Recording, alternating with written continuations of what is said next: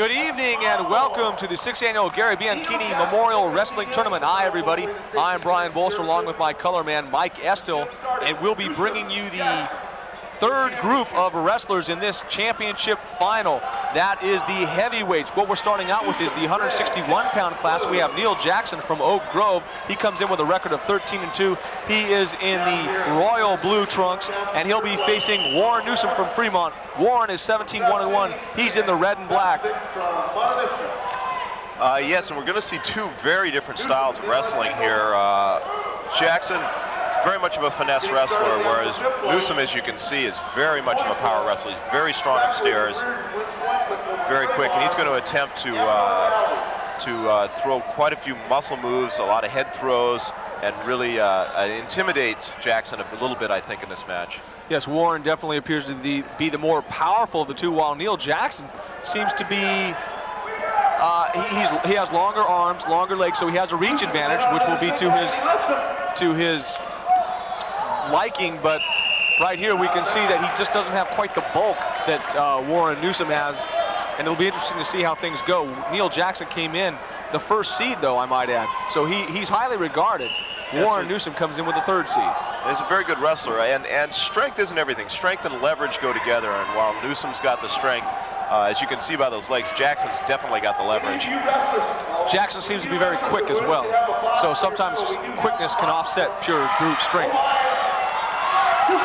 And he's into trouble right now, is Neil Jackson, as Warren Newsome gets the 2-point takedown. They just powered through that. So Warren Newsome draws first blood here, getting on the board in the first period, 2 points to nothing. He's up on Neil Jackson. Well, both of them have placed first in the tournament this year, and Jackson's also been down to the El Cajon tournament in San Diego, very prestigious tournament, and he's placed fifth down there this year. So well, both are experienced wrestlers. Neil Jackson was the CCS champion last year in the 145-pound weight class as only a sophomore, so very he unusual. Has pedigree lines in him, and he's shown that. Very unusual. He'll be starting off here, or resuming rather, with 28 seconds left to play in the period from the bottom. Look at those arms on Newsome, my goodness. And the frightening thing was I saw him when he was a freshman, he looked just like that. Oh, 14 years age. Some people are just born that way. The rest of us work all our lives to try to look like that. God bless you, Warren Newsome. Well, we'll see whether the strength of the leverage tells here. Jackson's from that Oak Grove club, who's in second place right now overall, and I'm sure the coaches are watching for a win here that could change the first place positioning. Hollister still on top, but Hollister has not had as many wrestlers in the finals as Oak Grove. We discussed earlier the fact that Hollister is missing one of their top wrestlers. He did not even show up to the tournament. That's one of the minor stories involved here tonight. Well, Warren seems to be working the leg right now, using the power of his lower legs to keep Jackson immobile on the mat. There's the buzzer, and that'll end the first period with Warren Newsome on top 2-0. Seems as though every time we look up, we've got an Oak Grove wrestler in a final tonight, Mike. Quite a strong team, very strong team, an excellent coach. They've been very strong for a lot of years, and wrestling teams are like snowballs. It takes, as they get better and better, more kids start coming out, the team has more success, and that's what it takes to have a great team like Oak Grove. They're like snowballs except for one thing, you can't have any flakes on your team. That's certainly true. Not out here tonight. Awards 2 points. For a takedown. Jackson standing. Jackson standing up against Newsome, and I realize these men both weigh the same amount, but it doesn't look equitable. Not at all. Jackson's fighting off quite a strength deficit there. I think the only thing that got Newsome through that is he just grabbed a hold and body locked him. There's the quickness of Neil Jackson for Oak Grove. A nice escape. He wants the 1-point escape. No, he was within a hair's breadth of gaining the 1-point escape, but then Newsome quickly spun around that way. See, he thought he had the escape. So he loses out on a point due to a mental lapse. Well, you can't make mistakes like that at this level of competition. No question, no question. Now there's going to be some discussion about it. Joe Negos for Oak Grove. He's not happy with that call, but do you think it's right? Well, no, actually I don't. I think that Jackson saw one of the refs raise one finger signifying the escape, and I think that's why he assumed he had the escape. Though both of the mat judges have to agree on all the calls. It seemed to me it was one of those things where, yeah, in a moment I'll give it to him, but he's got to establish that for us. It seems to me. And he should have never let Newsome run him out of bounds there. No, but he did, and with 1 minute and 36 seconds left to play in the second period, Newsome retains the advantage 2-0. So a 1-point mistake, and we've seen 1-point mistakes earlier on in the evening, and they almost often come back to haunt the mistakee. Well, Newsome's doing a reasonably good job of controlling him here, though. Jackson's quite a bundle to hang on to. They both are. This is interesting. Well, Jackson's about to get a reverse here if he can invert this leg ride. There it is, the 2-point reverse. Nice move. I think that leg leverage is starting to tell. That's right, the superior height, the added leverage with the longer limbs, and maybe an edge in quickness. I don't know. Newsome looks very explosive himself, but these are two fine athletes with distinct body types. Well, Jackson's looking for the tilt here. The ref showing 3 fingers. It looks like Jackson's going to get some back points for that. Nice tilt. Looks like he's going to go back. Now he lets up for a moment. Jackson looks a bit hesitant. Well, that is not a pinning combination. It'd be almost impossible to pin somebody with that tilt. It's designed to run up the score, get a few back now points. He gets the 3 points, does Jackson, 5-2. So he's ahead of Newsome. And gain yourself a little bit of a comfortable working lead there. Jackson using his skill as well as his superior leverage to offset the obvious strength of Warren Newsome. Well, he's got to be careful at any point here. Newsome, with his strength, could explode, and it would be Newsome's like a pit bull. Once he gets you down on your back, it's very tough to get off. Ooh. I'll tell you what, if this was a bodybuilding championship, I'd definitely give Warren Newsome my vote for first place based upon the physiques we've seen tonight. He is an amazing specimen.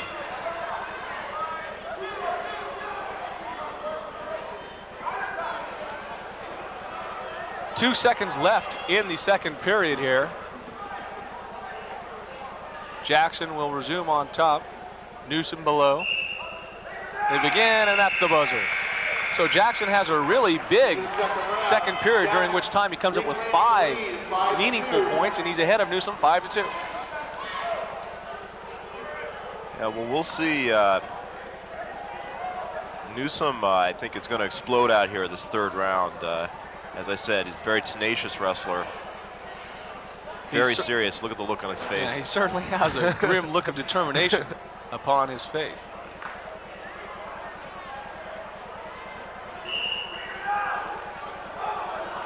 Ooh, that tilt almost went bad there. But Jackson stayed with him. He's trying to use his superior strength to throws the leg in. Jackson, but Jackson counters it, gets off his back. Jackson doing a splendid job of staying with each move.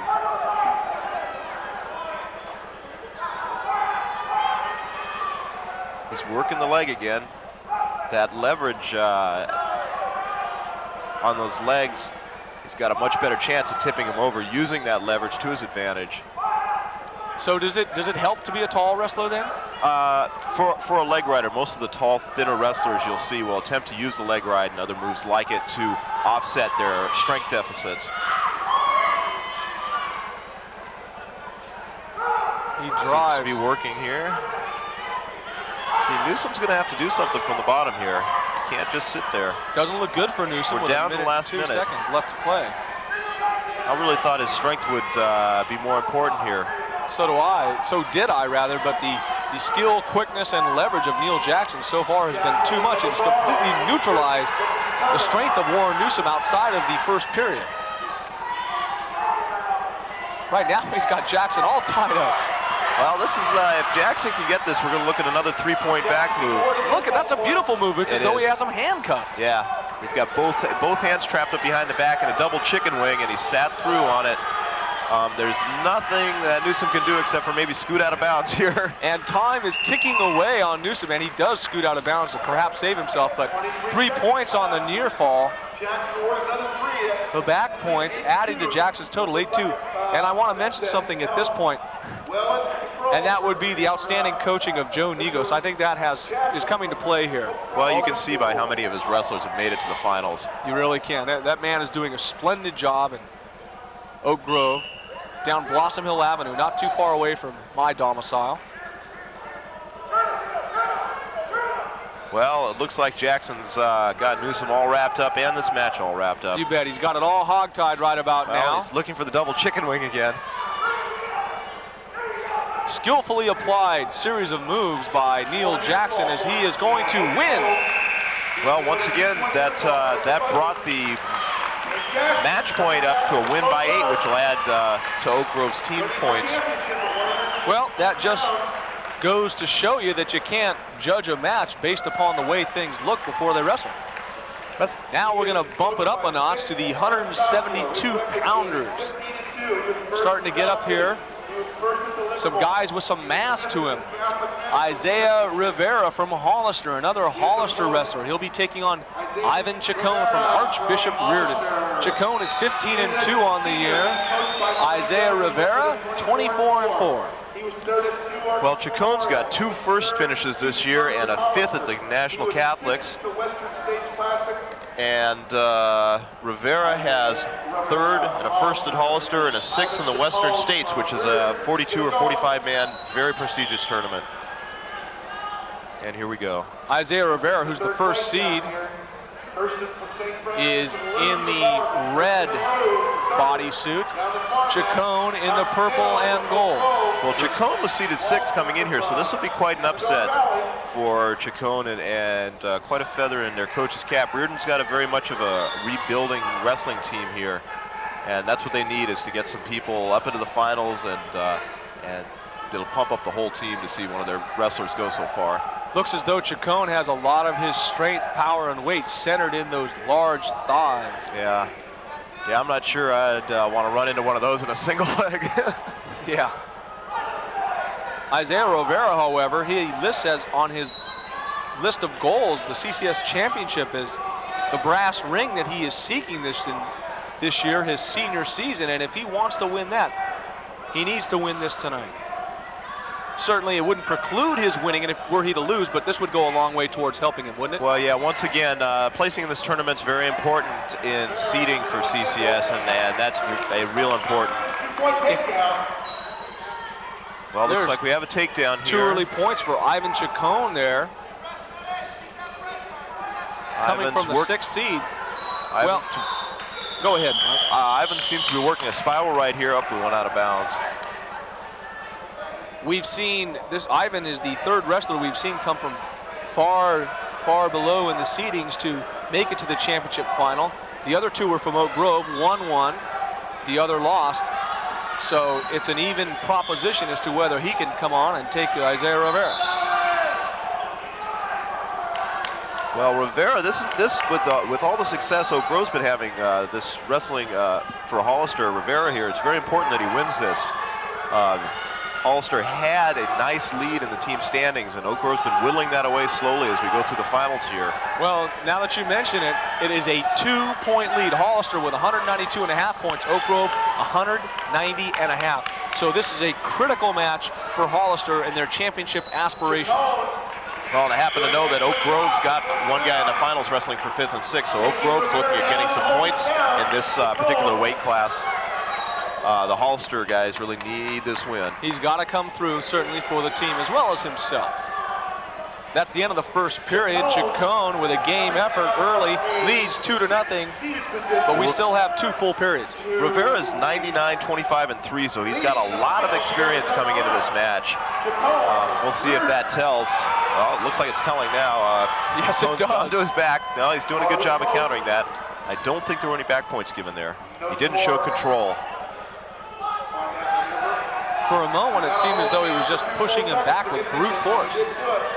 We're starting to see a lot more strength in these upper weights. Should be interesting for the viewers at home to note that. 2-1 down here. There's a lot of power in evidence here on these mats. Well, the style of move that they prefer, you'll see a lot more power driving as opposed to quickness. A lot of drive with the lower legs and the larger body muscles. Blue now 4-1 in front of Kirsten. Rivera's doing a good job of keeping control on top here. Still, if you're Chacon leading by 2, the stalemate suits you. Well, yeah, that's true. That's true. It's a little early to start sitting back on your lead here. I think Chacon really needs to get a reversal here if he can. He's battling for that. Rivera won't let him get away, however. Rivera's doing a nice job of controlling. You notice both his legs lying across the back of the thighs of Chacon, keeping his hips planted down, or attempting to keep his hips planted down on the ground. A nice stand-up. Oh! No, didn't get away. So the powerful legs of Chacon able to lift him off the mat, but in the process, he ends up out of the circle. 2-0 in the middle still. So it was all for naught. Chacon from rear. Well, we're down to 30 seconds here. I really think Chacon needs to get another point here because we're going to the 3rd round. I would guess Rivera would take bottom, and 2 points is just not enough of a lead to sit back on. Certainly not. We've seen leads larger than that go by the boards here this evening. They're standing. Referee stops it. Potentially dangerous. Now Rivera trying to take the leg, gives that up, goes up to the arms, working the upper body. If you're on top, he's got to try to get some back points, right? He's got to try to turn that guy over. Yeah. Yeah, and he's working, he seems to be working his halves and his arm bars here. Not having much success with the strength of Chacon. He's able to counter all of his potential pinning combinations. Head coach Marty Dillon barking instructions to Rivera. Well, Chacon's a tough wrestler. He came right out and... well, that's the end of the 2nd period. They're getting start to set the 3rd. Set to start the 3rd period. And Rivera continues to lead 2-0. So 2 minutes left here or rather Chacon is leading, excuse me. 2 minutes left if Rivera is going to overcome the slim lead that Chacon has held all through the match. Well, Chacon seeded 6 minutes. He came out in his 2nd match. He wrestled a 3rd seeded wrestler, and in his 3rd match, he wrestled the 2nd seeded wrestler. So he's been wrestling very good wrestlers all day long. Yeah, he hasn't beaten any stiffs to get here, has he? Down to a minute and a half. Out of bounds. Stop the action. Back in the middle. 1 minute and a half left. Chacon really needs to try to make sure that Rivera doesn't get back on his feet here. Chacon is very powerfully built.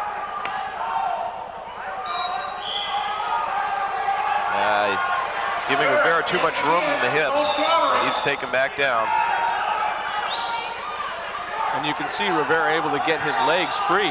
Well, with the 1 escape here, that means that 1 point Rivera's only escape. down by 1, and a takedown's going to win this. And Chacon looked tired right there. He almost let him go. He does. He didn't seem to be having very much luck keeping him down on the mat, so maybe that's better to get back up to their feet and wrestle where he's a little more comfortable before something bad happens. And maybe this is where the veteran Rivera can turn it up a notch. He's been through, at least 126 matches in his career here in high school. He's the senior. Well, Rivera's got that body lock, but I don't think he's going to be able to use it. There's only 41 seconds left to play here in the 3rd round of this match, so it's all coming down. It's a 1-point match. Well, Chacon looks like he's going to try and stall this out, but we're going to have a warning on Chacon for stalling. Next time that is whistled against Chacon, he will yield the point. Apparently he was already warned once because they've assessed the point, so it's all tied up now. Rivera tied with Chacon, and Chacon is tired. Well, we're going to have to see somebody take a shot here. It doesn't look like either one of these wrestlers want to wrestle in overtime. Well, Chacon did take the shot. A bad mistake for Chacon. He got tilted off to the side on that shot, and Rivera's experience showed by tipping him down and getting the takedown. 2 points for Rivera. And perhaps Chacon's inexperience surfacing there on that ill-fated move. That's going to be the match there. Well, the 2-point takedown goes to Rivera, and that's it. 4-2. He wins. Well, once again, for a 6th or 7th seeded wrestler to even get into the finals, that's really tremendous. He gave Isaiah Rivera all he could handle, didn't he? That's true. A powerful wrestler, and he's only a junior, so I'm sure we'll see him back here again next year. Oh, no question, no question. And a game effort by both the competitors, so Isaiah Rivera comes out on top in the 172-pound weight class, taking it down to the final seconds of the 3rd round. Well, I'm sure the Hollister coach is glad to see those points go up on the team scoreboard. Yes, the entire team title could have hung in the balance there as Isaiah Rivera battled in the final moments. Our finalists.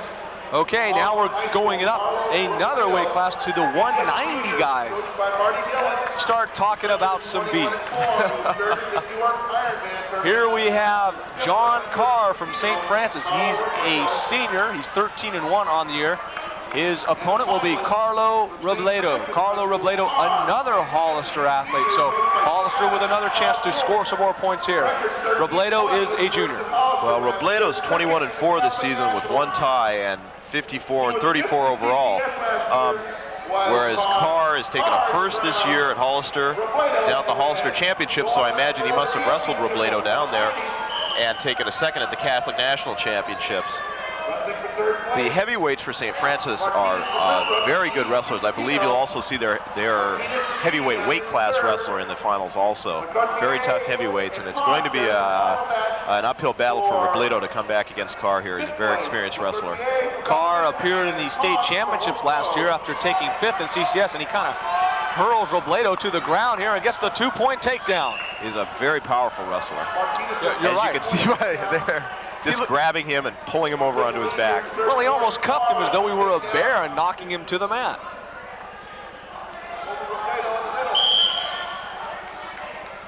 It's an interesting change of pace to start to see these big men out here. Yeah, as I said, the style of wrestling's a little different. Do you find a preference one way or the other to the style?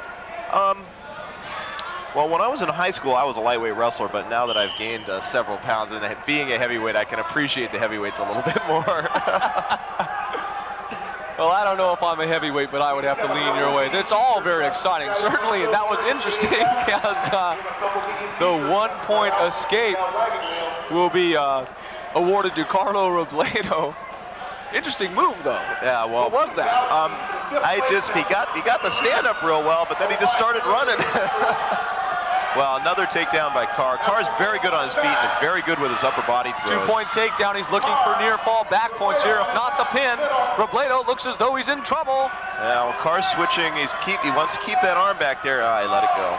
He couldn't quite figure out what. He gets 3 points, though, on the near fall. Good back points. Now he's running the chicken wing. And I think we're going to see some more back points here. This has been a dominating performance to this point. He's looking for the pin. Carr is a very dominant wrestler. He gets out there and just starts beating you up from the very first whistle. From the word go, that's been the way it's gone. 15 seconds left. Uh-oh, he slipped there. Well, more back points. More back points, 10-1. He hasn't received the escape, eh? No, they still hadn't. Now they gave him the escape. So it's 10-2. They had turned and faced each other, but the referee was waiting to see how it ended up breaking apart there. So John Carr in that last exchange picking up six count 'em back points. That'll do it for the first period. John Carr with a commanding lead, 10-2. We haven't seen more points scored in the first period all night. Well, Carr is a very explosive wrestler, particularly on his feet. Once he gets him on his feet, if you let him get a hold of your upper body, he's very dangerous. The next thing you know, you're going to be flying through the air and looking at the ceiling. So Carlo Robledo picking up the 1 point on the escape, still trailing by 8. Nice Carr looks to be quicker, no question, than Carlo Robledo. There's the 1 point escape for John Carr, and now he's closing in. He leads 11-2. Well, we're looking at Carr's forte here. He's back on his feet, and I think Robledo better be very careful here. This does not bode well for Hollister's title chances. Robledo's really having it handed to him. He's almost out of the circle. He gets the 2 point takedown, does Carlo Robledo. Kind of lax there by Carr, gave away 2 points. I'm not sure if that's going to tell at this point. being up by 7, but you never can tell. Carr looks very calm and self-possessed out there. Really goes about his business as though he knows what he's doing. Well, he's had an interesting career. He's been wrestling for all, he's a senior, he's been wrestling for all 4 years, but we've had some very good 190-pound wrestlers in this area, and for the last 3 years, he's been a real good wrestler in the shadow of some really great wrestlers, and now they've gone on to college, and he is having now the chance coming to into his shine. own. Yes. Coming into his own. No question. And he's a young man who was blessed with a positive role model in his father. In his bio, he says he would like to wrestle at Cal State Chico and follow my dad's footsteps and be a physical therapist. That's nice to hear. Yeah, I've met his dad before. He's a real nice guy. Now he's pausing to tie his shoe. 56 seconds left to go here in the second period. Robledo bent over at the knees. Looks like he's trying to get his win. He doesn't look like he's in as good a shape as John Carr. No, I'm kind of surprised because the Hollister guys are usually in real good shape. Well, maybe it's just a tough night for him. You know, as you said, you know, on any given day, you know. That's true. That's true. Definitely. We don't know. I remember as a competitor in my day, there was more than once that I went out there sick. Sometimes it seemed like the waves were going the other direction down the pool, huh? That's right. That's right. Carr's working for the stand-up here. He's got to keep control. Now they're out. Oh, nope, wrong mat. Carr goes all the way over to the next mat, says hello to his fellow competitors. Now comes back to join his match. There's a certain exuberance about the way Carr wrestles, isn't there? He's been real happy all season long. I like it. Now Robledo seems to be doing a better job of staying with Carr. Perhaps he's starting to figure out and maybe counter the explosiveness. Well, Carr's got that arm, and Robledo's up a little too high with that leg ride. He could get in trouble here while he gets his arm back. Now Robledo using his mass, bringing it to bear on Carr, but Carr flips him over. Robledo stays with it. No controls change there. Though Robledo's going to have to do something. Down by 7, he really needs to start working and getting some back points here. True, but at least he stabilized things going into the third period. True. It looked as though it could be a blowout, and now he looks as though he has a chance going into the final show. That's true. Carr's not showing as good a defense against that leg ride. Maybe that's something that Robledo needs to work on in the last round. Carr seems to be more offensive-minded than he is fundamentally sound at all points. Now, I'm not saying he's not fundamentally sound, but he wants to wrestle on his feet. Like I said, with his upper body throws, he just lets Robledo go so he can get up there and look for his laterals, head and arms. Well, when you have the 7-point lead, I guess you could do it the way you want.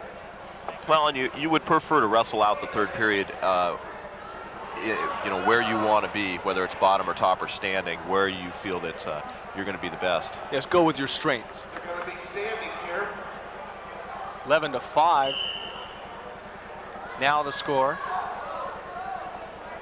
Carr is awfully tough on his feet. Looking for the lateral throw. Oh, as I said, looking for the throws, but he was out of bounds and he doesn't score the point. I think he may have bit himself in the tongue, though. Yeah, I think he did. Perhaps he could use a mouthpiece with his style of wrestling. Yeah, that's probably true. I have seen wrestlers, particularly upper body wrestlers, wear mouthpieces before, but the problem is it's such an endurance sport that you really don't want to hinder the breathing at all. Good point. Well, nice single leg. Goes the double. And drives Robledo down to the mat. That's not quite control yet, as long as Robledo keeps his hand down in there.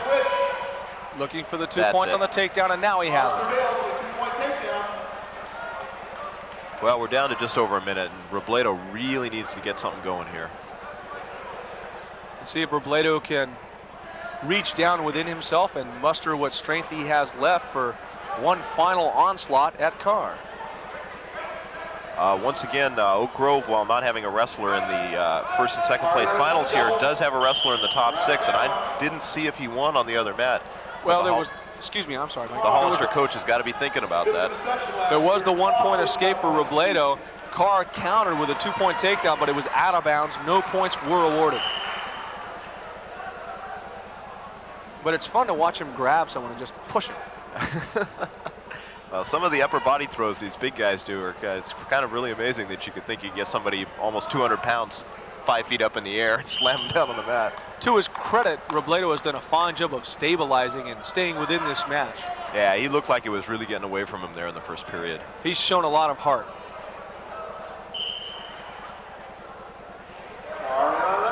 Wow, that's a hard shot. You could almost hear that from back here. That is not the first time they have butted heads during this match. That was interesting. Well, I think Carr just gave that one up. Again, that's not always the most fundamentally sound thing to do, but it's a different style here, isn't it? Yeah. Yeah. Like I said, Carr's having a good time out there, I think, which is, and particularly with his 5 or 6 point lead, he can take his time and have a good time. Well, there's 9 seconds left to go here. Robledo on top of Carr, but down by 5 points. That's it. Time runs out, and John Carr is the champion in the 190-pound weight class at the Gary Bianchini Memorial Wrestling Tournament. Now there's one more class to go, and guess which one that is? Yes, the heavyweights. The big boys. Now these boys, you better pull the camera back an extra couple of feet to get these boys in the screen. That's why we want to get them all in the screen here. The upper limit of the heavyweight weight class is 275 pounds, which is sizable. Be a rather large high school kid. Yes, it would. Well, that's big enough to play tackle in the NFL. Yeah, nearly. They're growing them big nowadays. Is that a tweener? Okay, there we go. There's our first competitor out on the mat, and that is Steve Contreras. Steve Contreras from Santa Clara High School. He has an overall record of 16-4 on there. You can see that he had a bye in the first round. He won his other 2 matches. His opponent will be Jamie Garcia from Hollister. Jamie is a senior. Jamie's 18-1 this year, 73-12 on the career. Yeah, another Hollister wrestler. Here they go. You're going to see now. This is the ultimate power wrestling. It really is. Not a lot of finesse. They don't worry about it. Contreras has 2 fourths this year and was seeded 7th in this tournament. So once again, we've got a very lowly seeded wrestler, really showing a lot of heart coming up all the way to the finals. Yeah, we've seen a lot of that tonight too, and I think that adds an extra spice to the tournament. Garcia, on the other hand, has 2 firsts this year, and as a matter of fact, he took a first at the Western State Classic, which has about 42 wrestlers in it. Well, we can see Garcia now has Contreras on his back. That's right, Garcia with a 2-point takedown. Garcia won this tournament last year at this weight class, so he's got a lot more. Now he's going for back points or the pin. And he's got to be careful he doesn't get rolled, and he's got the pin. He got it very quickly. He has got the pin. Jamie Garcia, or Jaime rather, is what the PA announcer's calling him, and I'll call him Jaime too then. Jaime Garcia gets the pin, only the 2nd pin. We opened with a pin this evening, and we finished with a pin this evening. Jaime Garcia, and that's much needed points going to Hollister as Jaime is victorious in the heavyweight class. Well, yeah, the 4 points for the win and the 2 points for the pin. I'm sure the Hollister coach is very happy about that. Well, Jaime Garcia with a big Vic, and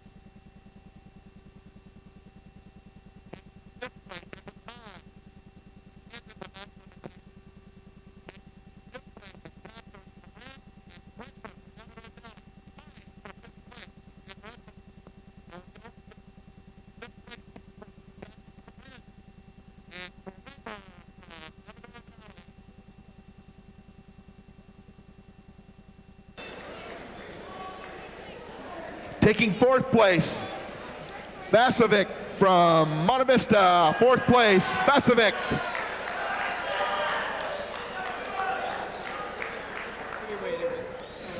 Third place, losing only once today, Oliveras from South City. Oliveras taking the 3rd place medal. And a great effort as a runner-up, giving Jackson all he can handle, is Newsome from Fremont, our runner-up at 161s. And our champion, the returning section champion, just a junior this year, Jackson from Oak Grove, coming from behind to win with near fall points over Newsome. Jackson's our champion at 161s. 172 pounds. Consolation Pool A champion Collins from Sarah. Collins from Sarah. Pool A champion. Consolation champion Pool B, Daly from Dos Pueblos. Daly from Dos Pueblos. And taking 6th place, Castaneda from Oak Grove. Castaneda taking 6th place from Oak Grove High School.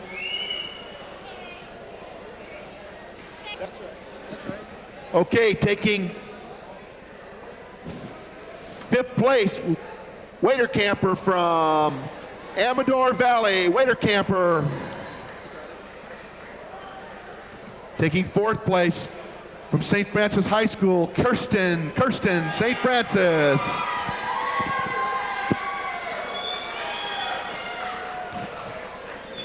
Winner of the 3rd place match. These two 3rd and 4th placers wrestled last night. And the winner of 3rd place this time is Roger Liu from Bellarmine. Liu taking 3rd place with his win over Kirsten.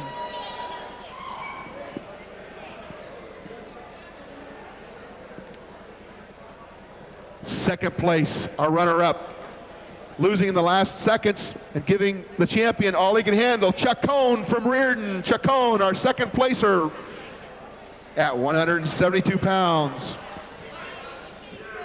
And our champion at 172's Rivera from Hollister with a last-second takedown. Rivera from Hollister, our champion at 172's, his 190-pounders. Consolation champion, Pool A, Crawford from Homestead. Crawford from Homestead. He's not present.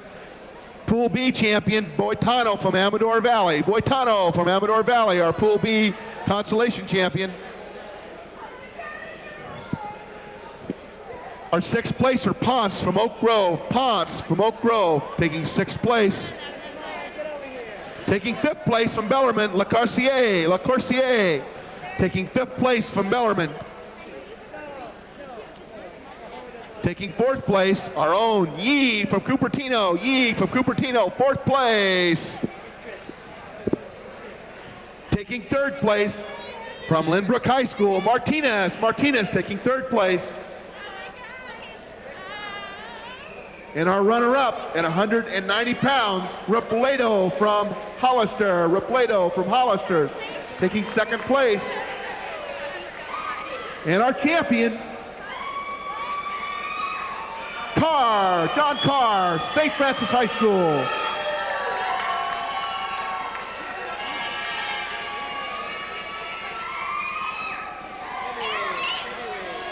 Heavyweight consolation champion, Pool A, Skyberry from Oak Grove. Skyberry taking the consolation Pool A championship. And Pool B, just a freshman from Cupertino High School, Barbeau taking the Pool B consolation championship. Barbeau from Cupertino High School.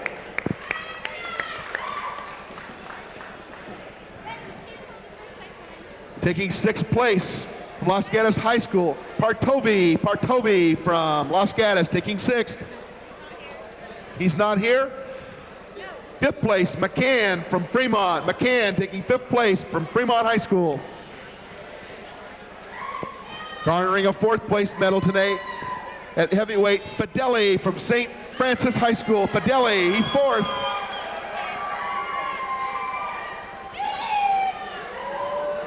Taking 3rd place from Lynbrook, Ferrari from Lynbrook taking 3rd place.